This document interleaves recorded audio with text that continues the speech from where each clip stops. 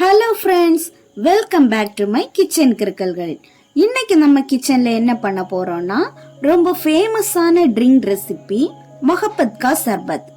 இது ஓல்டு டெல்லியில பாப்புலரான ட்ரிங்க். வாங்க எப்படி பண்றதுன்னு பார்க்கலாம். இத பண்றதுக்கு ஃபர்ஸ்ட் பாதாம் பிசினை ஊற வச்சுக்கலாம். ஏன்னா ஊறி வர்றதுக்கு 8 மணி நேரம் போல ஆகும். முன்னாடி நாள் ஊற வச்சுக்கிட்டீங்கன்னா அடுத்த நாள் செய்யறதுக்கு கரெக்டா இருக்கும். சர்பத் செய்ய முதல்ல ரோஸ் மில்க் செய்யணும். அதுக்கு 1/2 லிட்டர் ஃபுல் கிரீம் மில்க் எடுத்து காய்ச்சி ஆற வச்சுட்டு ஃப்ரிட்ஜில் வச்சு சில் பண்ணிக்கலாம். இந்த சர்பத் செய்யும் போது பால் நல்லா சில்லுன்னு இருக்கணும்.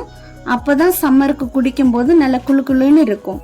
1 மணி நேரம் ஃப்ரிட்ஜில் இருக்கட்டும். அதுக்குள்ள நம்ம தேவையான பொருட்களை ரெடி பண்ணிடலாம். கொஞ்சமாக சப்ஜா சீடு எடுத்து ஊற வச்சுக்கலாம். 10 மினிட்ஸில் அது ரெடி ஆயிரும். அப்புறம் ஜெல்லி செய்யறதுக்கு வாட்டர் மெலான் எடுத்து அதை சின்ன சின்னதாக கட் பண்ணி ஜூஸ் எடுத்து வச்சுக்கலாம். இப்போ ஒரு பாத்திரம் எடுத்து அதில் தேவையான அளவு அகர் அகர் போட்டு ரெடி பண்ணி வச்சிருக்கிற ஜூஸை ஊற்றி நல்லா கொதிக்க விடலாம். அகர் அகர் நல்லா கரைஞ்ச பிறகு ஸ்டவ் ஆஃப் பண்ணிட்டு ஒரு ட்ரேக்கு மாற்றி ஆற வச்சுக்கலாம். 1/2 மணி நேரத்தில் ஜெல்லி நல்லா செட் ஆகிரும். ஜெல்லி சில்லுன்னு இருக்க கொஞ்ச நேரம் ஃப்ரிட்ஜில் வச்சு எடுத்துக்கலாம். ஃப்ரெஷ் வாட்டர் மெலான் கொஞ்சம் எடுத்து தனியாக கட் பண்ணி வச்சுக்கலாம். எல்லாம் ஒரே சைஸ் இருக்கிற மாதிரி குட்டி குட்டியாக கட் பண்ணிக்கலாம். ஜெல்லியும் சேம் சைஸ் இருக்கிற மாதிரி கட் பண்ணி எடுத்துக்கலாம்.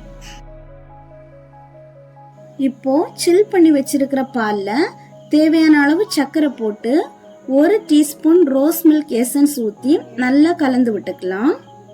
இப்போ ரோஸ் மில்க் ரெடி ஆயிருச்சு. இதுல நம்ம ரெடி பண்ணி வச்சிருக்கிற சப்ஜா சீட், பாதாம் பிசின், water melon jelly, fresh water melon pieces போட்டு நல்லா மிக்ஸ் பண்ணிக்கலாம். இப்போ ரெஃப்ரெஷிங்கான மொஹப்பத் கா சர்பத் ரெடி ஆயிருச்சு. இந்த சம்மர்ல கண்டிப்பா இதை உங்க வீட்லயும் ட்ரை பண்ணிட்டு எப்படி இருக்குன்னு கமெண்ட் பண்ணுங்க. இந்த வீடியோ உங்களுக்கு பிடிச்சிருந்தா லைக் பண்ணுங்க, உங்க ஃப்ரெண்ட்ஸ் அண்ட் ஃபேமிலிக்கு ஷேர் பண்ணுங்க. நெக்ஸ்ட் நான் போடுற வீடியோஸ் பார்க்கணும்னா கிச்சன் கிறுக்கல்களுக்கு சப்ஸ்கிரைப் பண்ணுங்க. மீண்டும் இன்னொரு ரெசிபியில் சந்திக்கிறேன். பாய்.